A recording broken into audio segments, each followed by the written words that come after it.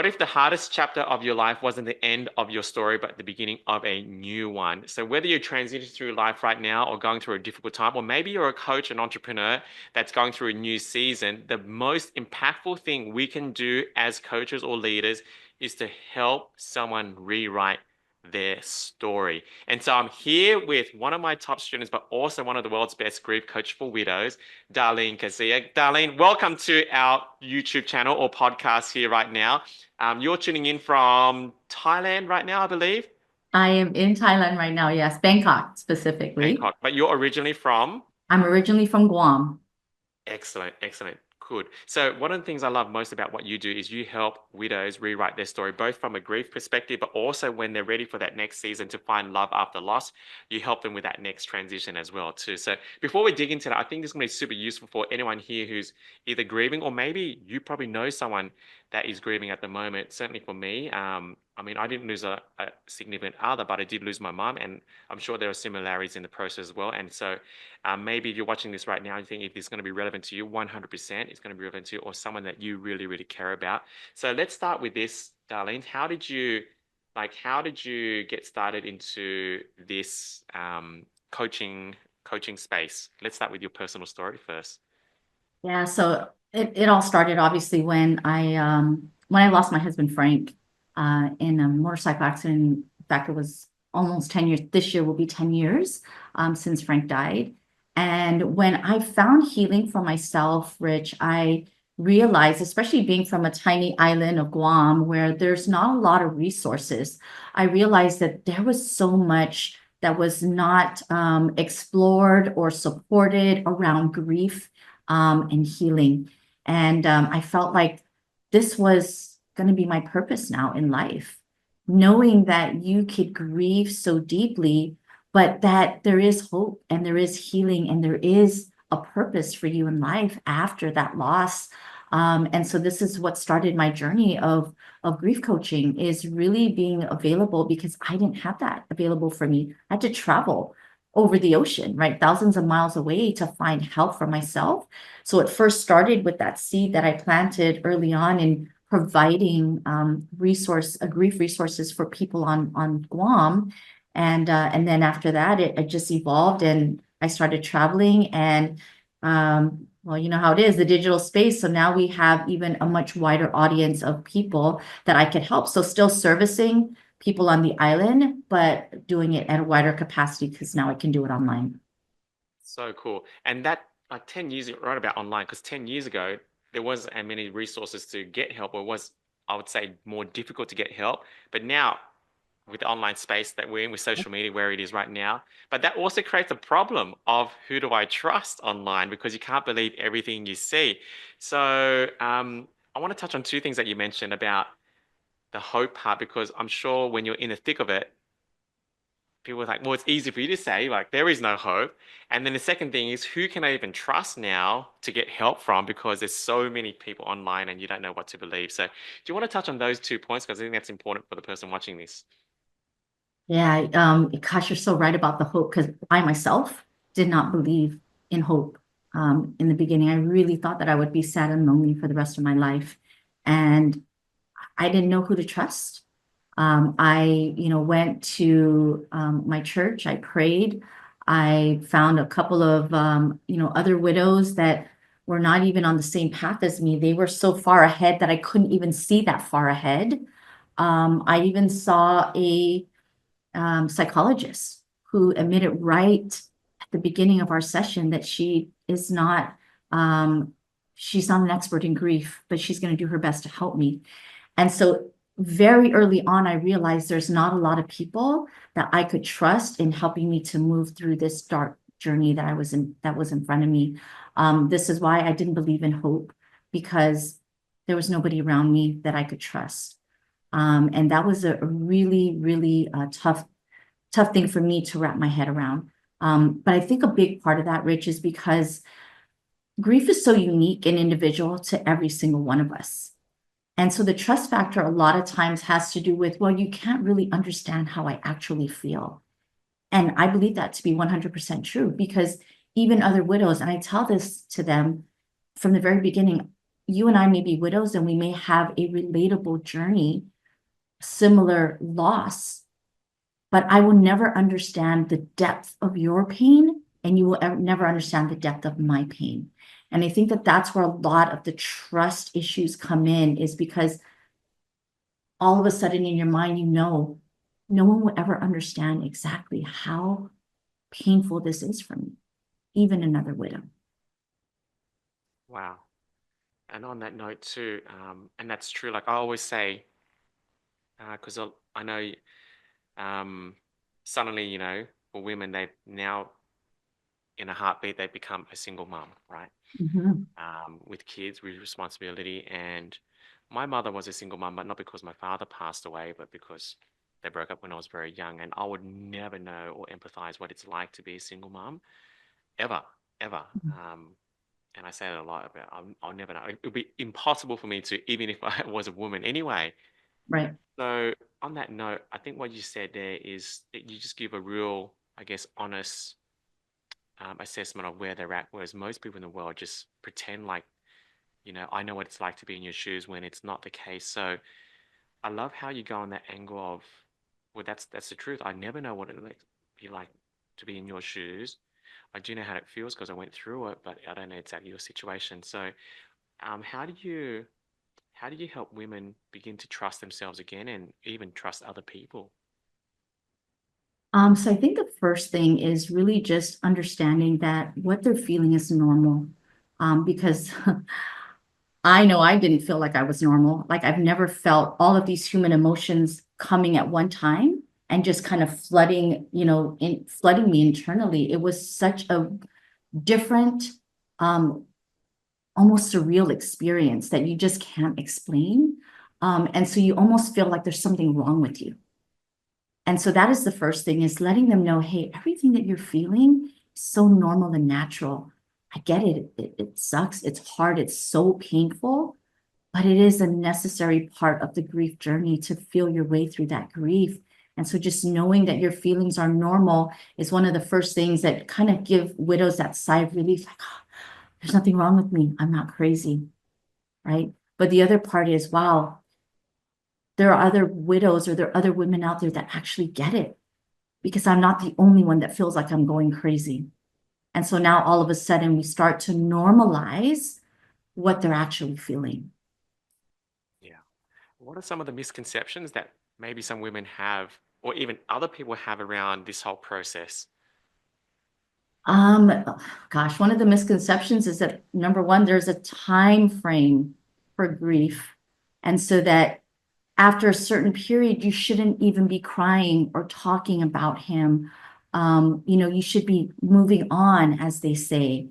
And it's not about moving on. And I think a lot of widows, or anybody who's lost someone, even yourself, like losing your mom, she can't be replaced, right? And I think that that is one of the things in the beginning is, if I even look at someone else, if I even experience joy, even just a little bit of laughter, I feel guilty. I shouldn't feel this way, right? Because my husband is not here anymore. But the world is telling you the complete opposite.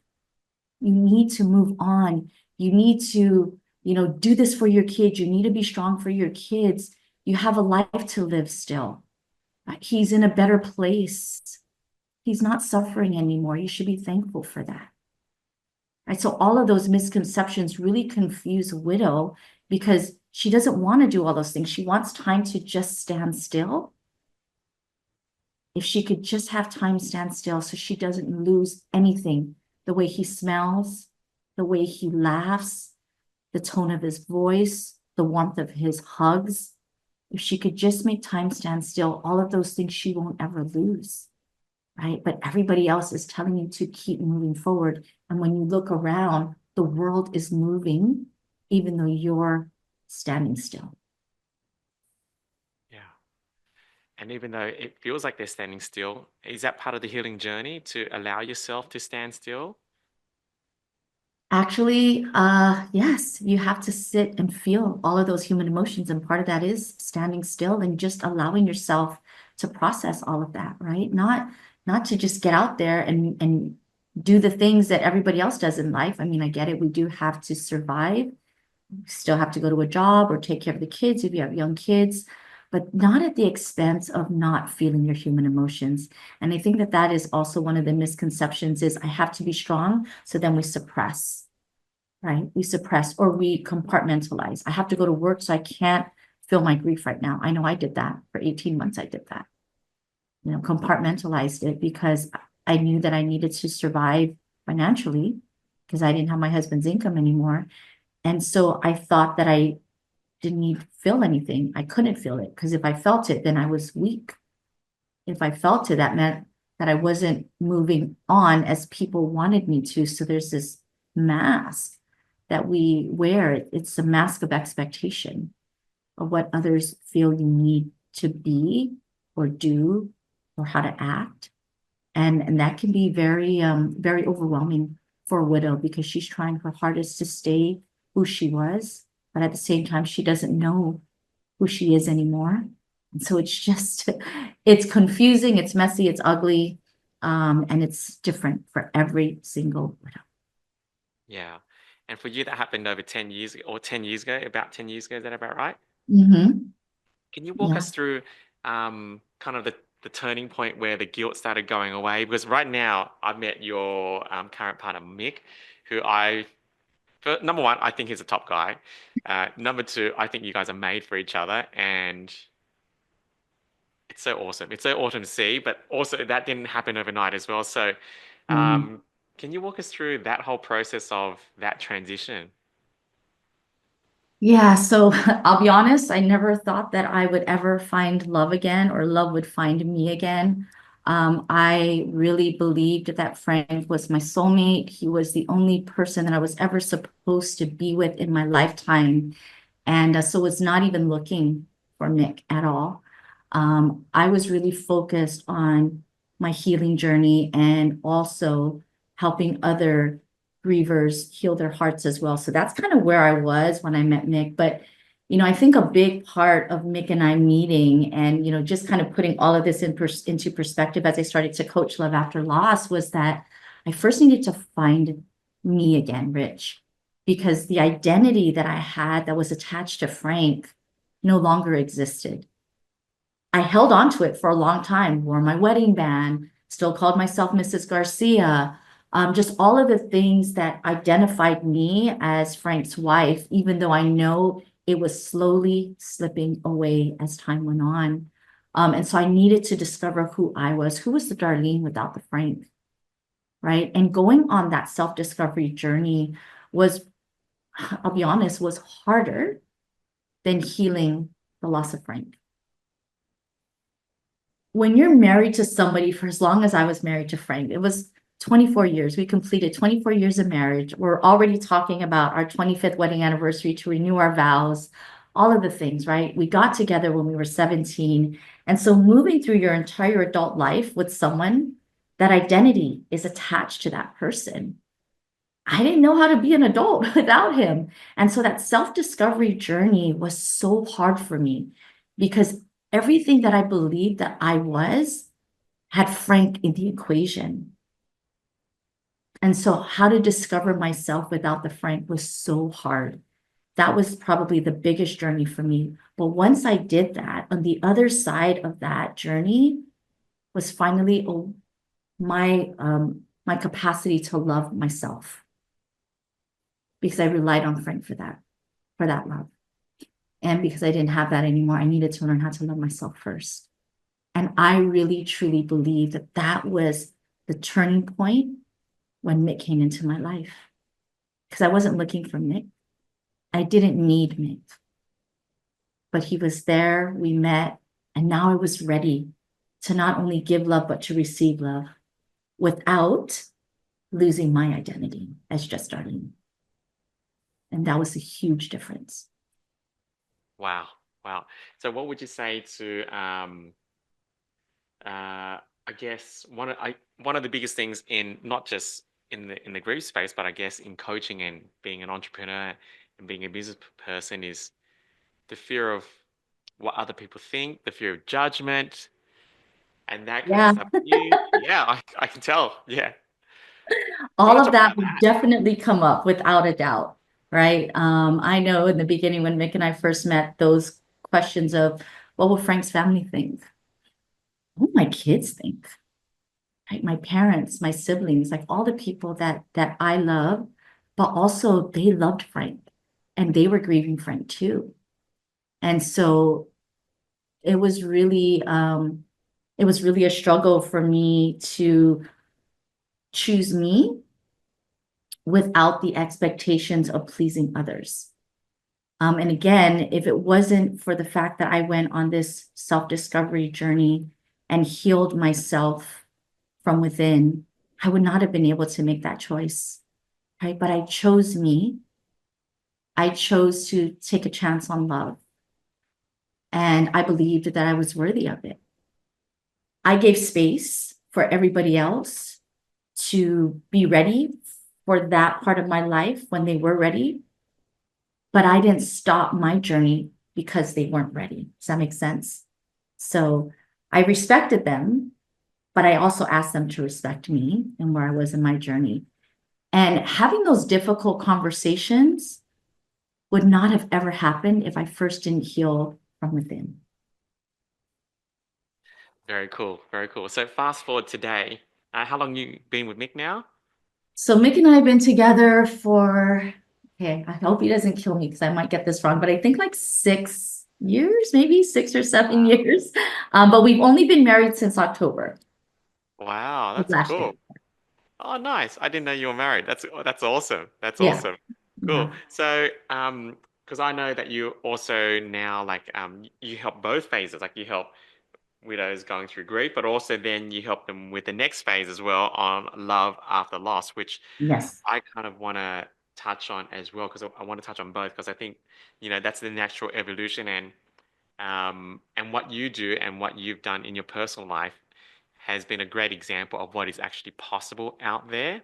yes. And I say that from a place of because my mum, she chose not to have another partner for us, for our Mhm. kids, yeah, in fear of what we might think. And admittedly, I don't know what we would have thought. Maybe we would have hated the guy and like, how dare you? You Right. know what I mean? Mhm. Um, but she actually made that conscious decision not to do it. But when I look back, I think I wish she did. I really wish she did because it's her life, it's her happiness, and where, like, you know, your intimate other is, I think, the most important person in your life, and if they're not there, then like I just wanted my mum to find someone, and I think she did too. I really believe she wanted to, but she just stopped it for us. So I want to talk about that chapter because I wish my mum had that chapter, and I think my mum would have been perfect for you, even though she wasn't a widow, but it's kind of like a similar situation. So, love after loss, because you also I believe you run a one-on-one challenge as well, right? A one-on-one free challenge to help people find love after loss, and also a grief challenge too. So, um, do you mind touching on, I guess, some of the misconceptions about love after loss? And then I might touch on your challenge as well that you run because I think it's an awesome challenge. And if anyone wants to even get details on it, they should because it's a game changer. So, some of the misconceptions about love after loss. So I think one of the biggest one is replacing the first love. And that is a big misconception. And I knew that right away. Mick does not replace Frank, right? Frank is still a huge part of my journey. I carry him through he's the reason I do this work, right? But not only that, he is the father of all my kids, the grandfather of all my grandkids. And so he will always be a part of my life. And so relationships can't be replaced. It doesn't matter, right? It's kind of like Rich when you had, your girls, right? Who's the oldest one? Is Kennedy Kennedy. your Yeah, right. So you had love, you and Penny had love for Kennedy, but when was it Reagan that was second? Reagan, you got it. You got it. Yeah, Yeah. I got it right.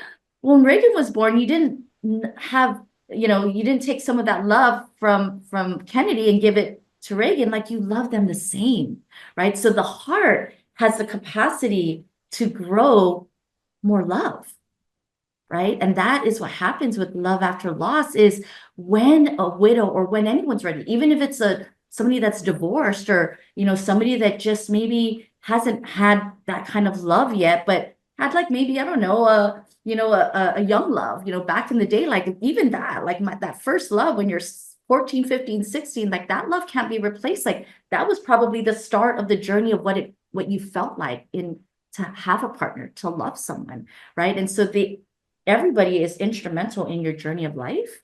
So we don't replace them. Our heart just expands to love another. Wow. Wow. Do you have a saying about that? Like, you should have a one-liner. That is so profound. I know. And I say that to them all the time. I always talk about the heart expanding to love another. It's just, we don't replace relationships. Kids, husbands, moms, dads, they're not replaceable. Yeah. It's so like love is one of those invisible forces where it's not like energy, because energy is neither like energy is not created or destroyed. It's just changed to a different form. Yes, But love exactly. is but love is a bit different in the sense that it's unlimited. Hmm. It's there's no it's not a finite resource. Is that kind of the That's so fast. Yeah, I love what you said about having that second child and even that third child. And if we were to have a fourth, it's the same thing. It's not like we're taking love from the other three. Yeah. Wow, that's so cool. That is so cool. I hope that was useful for those of you watching. If that was super useful, then just type in the comment section that you love that part there too. That was definitely my personal favorite. Um, and it kind of linked to, having that. I wouldn't call it like a scarcity mindset to love or an abundant mindset. I don't think that's the right word. But exactly what you touched on there is that you can expand it, and you can expand it in an unlimited way, which is super cool. All right, well, let's talk about your challenge, because you run a 5-day challenge. It's one-on-one and there's no charge to it, which means you can only do a couple of these a week because it's one-on-one with you. It's 5 days. There's Hmm. not many people in the world doing a one-on-one challenge for widows or finding love of the lost. And so, do you want to touch on that, and particularly the love of the lost part? Because I think that's going to be super relevant for just even if you're not a widow, but you're in a stage where you know what, maybe I'm divorced, or maybe I've just been single for a long time, and there's some things that I probably need to be open for because I'm ready for that next chapter in my life. What would this challenge do for someone? So I thank you for asking, because I love this new challenge that I'm doing. It's fun, it's exciting, but it also brings up so much awareness, right? So I really focus on what I call relational capacity. Familiar with it? No, no, I haven't heard that Okay. term. So relational capacity is really our ability to hold space for connection without losing ourselves in it, right? And I think that that's where a lot of, women especially find themselves. That's where I found myself. I was behind Frank. I was his wife. He was the head of our family. He was the head of the home. He was the man.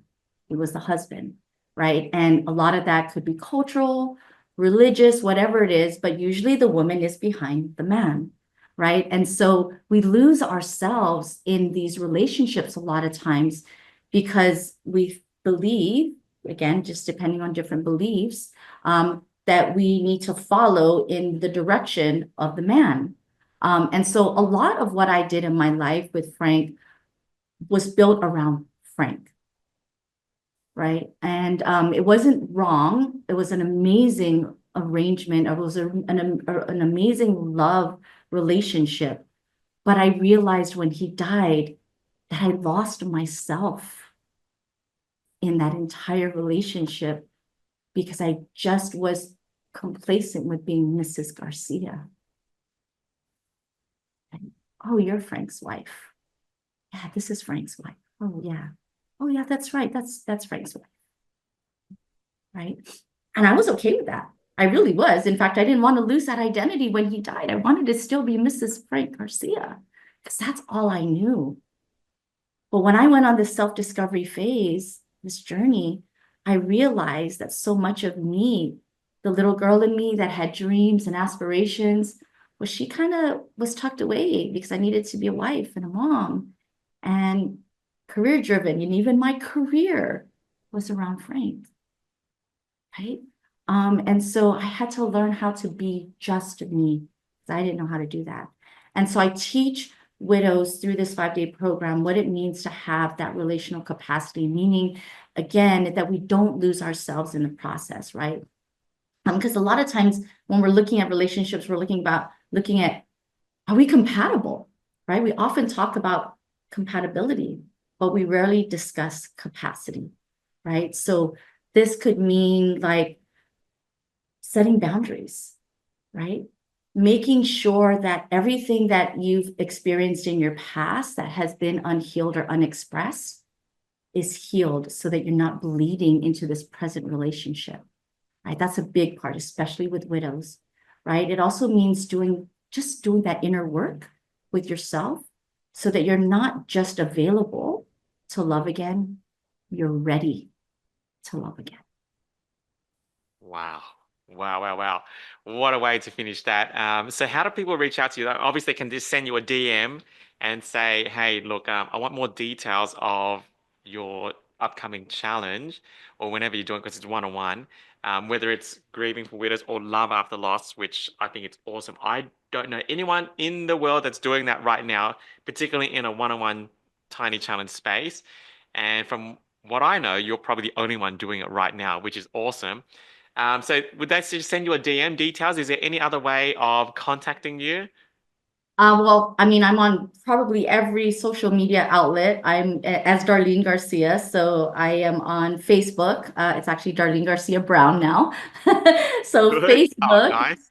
Instagram, um, TikTok, LinkedIn. So they can definitely get a hold of me in all of those different channels. Direct message me. They'll definitely know it's me when they see, my picture or my tag up there of being the widow coach. And yeah, they could just direct message me and I can talk to them about, what this looks like to go through this 5-day challenge, whether it is first for grieving, right? If that's where they're at in their journey, or if they're already ready, right? To find that love after loss. Like I'd love to help them through that journey too, as well, because to me, that's where I'm at right now. And it's such an exciting journey it's so empowering, Rich, when you can really discover who you are, find your identity again, and then be able to love yourself in the deepest parts of you. That's when you know I'm ready, right? I'm ready. Wow, wow. So on that note of being ready, guys, if you're ready, just type in ready in the chat screen there and make sure you follow Darlene. Send her a friend request as well because her content is fire, especially the ones that she posts with Mick. And now I said it before, I personally met them in real life and I've seen the dynamic in their relationship and what they have is extremely rare. And I mean that sincerely. Um, it is rarer to find a fulfilled, passionate couple than a billionaire. And especially in the circumstances that you came from after losing Frank. And so you're definitely an inspiration to me and how you live out with Mick. And I'm just a massive raving fan of both of you. So thank you for adding so much value as well. And I trust that this was useful for everyone watching too, whether you're grieving or not grieving. There were some parallels there which will help you grow your business too. So Darlene, thank you again. Thank you so much, Rich. I really appreciate you.